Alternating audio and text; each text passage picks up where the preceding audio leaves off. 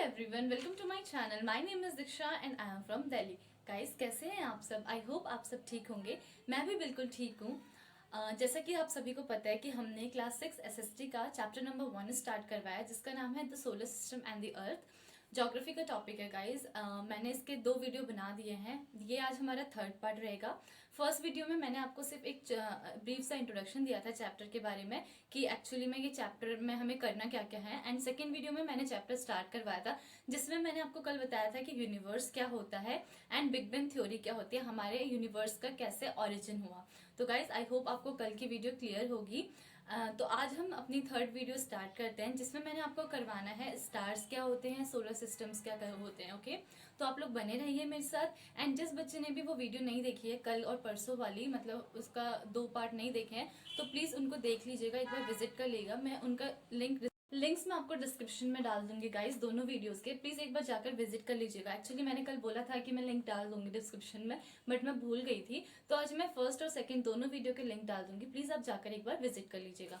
Okay guys, तो हम एक बार रिवाइज कर लेते हैं कि हमने क्या पढ़ा था, एंड उसके बाद हम अपना चैप्टर कंटिन्यू करते हैं। ओके, तो कल मैंने आपको पढ़ाया था कि यूनिवर्स क्या होता है। सबसे पहले तो मैंने आपको बताया था, जब हम क्लाउडलेस नाइट में बहुत सारे शाइनिंग ऑब्जेक्ट्स देखते हैं, वो सारे के सारे शाइनिंग ऑब्जेक्ट स्टार्स नहीं होते हैं, कुछ स्टार्स होते हैं, और जो उनके अलावा ऑब्जेक्ट्स होते हैं उनको हम क्या बोलते हैं, सेलेस्टियल बॉडीज और हेवनली बॉडीज। ओके, एंड मैंने बताया था कि हेवनली वर्ड का मतलब ही सेलेस्टियल होता है। उसके बाद मैंने यूनिवर्स की आप लोग को डेफिनेशन बताई थी, the big home of all celestial bodies known as universe. Okay, I hope आपको ये वाला क्लियर होगा। उसके बाद मैंने जो आपको इंपॉर्टेंट टॉपिक बताया था वो बताया था big bang theory. Big bang theory क्या होती है? बिग बैंग थ्योरी मतलब एक्सपेंशन ऑफ यूनिवर्स। यूनिवर्स का कैसे एक्सपेंशन हुआ था, मैंने आपको वो बताया था कि around 13.8 billion year ago the universe has once a huge ball of hot gases. ठीक है, तो एक बार यूनिवर्स जो था एक ह्यूज बॉल था हॉट गैसेस का, उसका जितना भी मैटर है वो सारा अलग अलग डायरेक्शंस में स्कैटर्ड हुआ, और उससे क्या क्या बने, star, planets,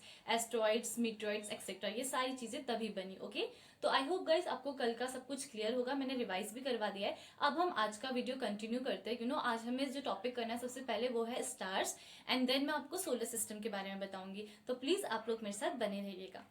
okay guys, the name of the chapter is the solar system and the earth. Okay, आज का जो हमारा टॉपिक रहेगा वो स्टार्स रहेगा। सबसे पहले first point is the tiny shining object is called stars. जो टाइनी शाइनिंग ऑब्जेक्ट्स हम देखते हैं उन्हीं को हम क्या बोलते हैं, stars. Okay, they are huge masses of burning gas that give their own light and heat. ये एक ह्यूज मास है बर्निंग गैस का, जो कि जिनकी खुद की अपनी लाइट और अपनी हीट होती है। ओके, अब नाउ गाइस, इसमें जो इंपॉर्टेंट है वो है why do stars twinkle. Stars क्यों ट्विंकल करती हैं?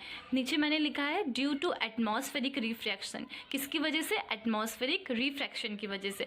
एटमॉस्फेरिक रिफ्रैक्शन का मतलब होता है गाइस बेंडिंग ऑफ लाइट। क्या होता है? Bending of light. मैं आपको इसके पीछे का फिजिक्स थोड़ा सा बताती हूँ, तो प्लीज आप लोग समझने की कोशिश करिएगा कि एटमॉस्फेरिक रिफ्रैक्शन की वजह से कैसे स्टार्स ट्विंकल करते हैं। ओके, यस गाइस, तो हम जान लेते हैं कि एटमॉस्फेरिक रिफ्लेक्शन होता क्या है।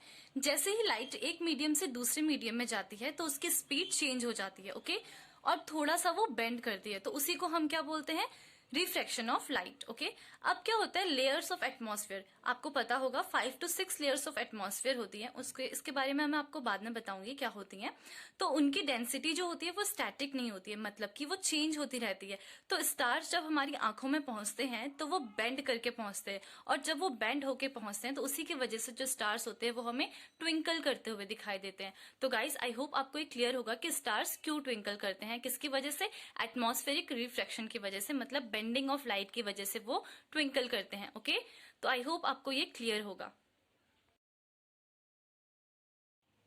यस गाइस, जो अब हमारा नेक्स्ट टॉपिक जो है आज का वो है द सोलर सिस्टम।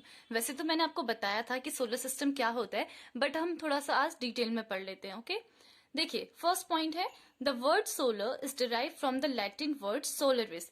जो सोलर वर्ड है वो कहाँ से आया है? एक लैटिन वर्ड सोलरिस से आया है, जिसका मतलब होता है पर्टेनिंग टू द सन, मतलब सन से संबंधित होता है इसका मतलब। ओके, सन से रिलेटेड होता है, तो इसको बोलते हैं हम pertaining to the sun. Okay, second one is solar system is the family of sun. Solar system क्या है? सन की एक फैमिली जैसा है। Okay, third one is It is believed that the solar system was formed around 4.5 billion year ago.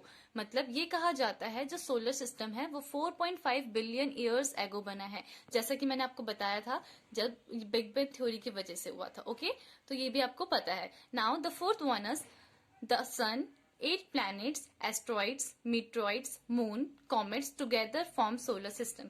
ये भी मैंने बताया था कि ये जब सारे साथ मिलते हैं, क्या क्या, सन, 8 planets, asteroids, meteoroids, moon, comets, etc. ये जब एक साथ मिलते हैं, ये मिलकर क्या बनाते हैं, सोलर सिस्टम बनाते हैं. Okay, now the last one is all the 8 planets and the other body moved around the sun on a fixed elliptical path called orbit. ये क्वेश्चन आ सकता है कि ऑर्बिट क्या होता है.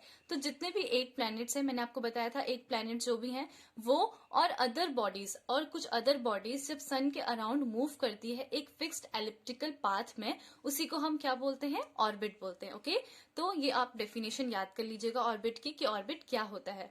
मैंने आपको 8 प्लैनेट्स बताए थे ना, मरकरी, वीनस, अर्थ, मार्स, जुपिटर, यूरेनस, नेपच्यून, ये सब. तो ये सारे के सारे जब ये सन के अराउंड मूव करते हैं, घूमते हैं, तो इसी को हम क्या बोलते हैं, ऑर्बिट बोलते हैं. ओके, तो गाइज आई होप आपको सोलर सिस्टम अच्छे से क्लियर हो गया होगा. तो प्लीज मैं आपको इसका पिक भी भेज देती हूँ, जिस बच्चे को भी नोट करना है वो नोट कर लीजिएगा. ओके, तो आज का टॉपिक हमारा यही रहेगा. पहले मैंने आपको करवाया था स्टार्स के बारे में एंड अभी मैंने आपको सोलर सिस्टम करवाया है. ओके, हाँ जी गाइस, तो आई होप आपको क्लियर होगा जो भी मैंने आज 2 टॉपिक्स आपको कराए. सबसे पहले मैंने आपको बताया था कि स्टार्स क्या होते हैं. स्टार्स जो भी टाइनी शाइनिंग ऑब्जेक्ट्स होते हैं स्काई में, जो भी शाइन ऑब्जेक्ट्स होते हैं, जो भी शाइनिंग होते हैं, उन्हीं को हम क्या बोलते हैं, स्टार्स बोलते हैं. उसके बाद मैंने आपको बताया कि there are the huge masses of burning gases. ये क्या होते हैं, बर्निंग गैस के ह्यूज मास होते हैं जिनकी खुद की ओन हीट और ओन लाइट होती है. ओके, उसके बाद इसमें मैंने आपको बताया था कि क्वेश्चन आ सकता है कि स्टार ट्विंकल क्यों करते हैं, किसकी वजह से, due to atmospheric refraction. Atmospheric refraction का मतलब होता है बेंडिंग ऑफ लाइट. ओके, ये भी आई थिंक आपको क्लियर हो गया होगा, मैंने अच्छे से एक्सप्लेन करा हुआ है.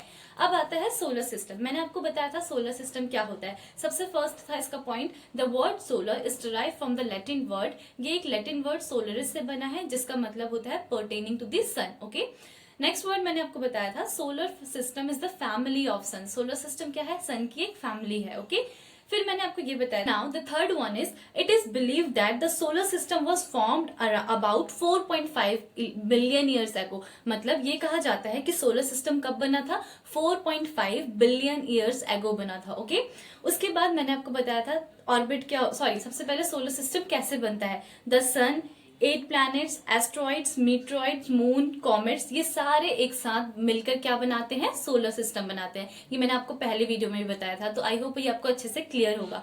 उसके बाद गाइज अब इसका इंपॉर्टेंट चीज है ऑर्बिट क्या होती है. ठीक है, all the 8 planets and other bodies moved around the sun. जितनी भी ये 8 प्लैनेट्स हैं और अदर बॉडीज जो हैं ये सन के चारों तरफ घूमते हैं on fixed elliptical path called orbit. अपनी ही फिक्स एलिप्टिकल पाथ पे, उसी को क्या बोला जाता है, ऑर्बिट बोला जाता है. तो गाइज आई होप आपको ये सोलर सिस्टम भी समझ आ गया होगा कि सोलर सिस्टम क्या होता है अच्छे से. तो गाइज आज के वीडियो में बस इतना ही. एंड आपको जो भी यस गाइज, तो आपको जो भी डाउट है आप मुझसे कमेंट सेक्शन में पूछ सकते हैं. एंड आज की वीडियो आपको पसंद आई होगी. And please like, share and subscribe my channel. Thank you for today's video. Bye. अब हम मिलते हैं नेक्स्ट वीडियो में. May God bless you. Take care.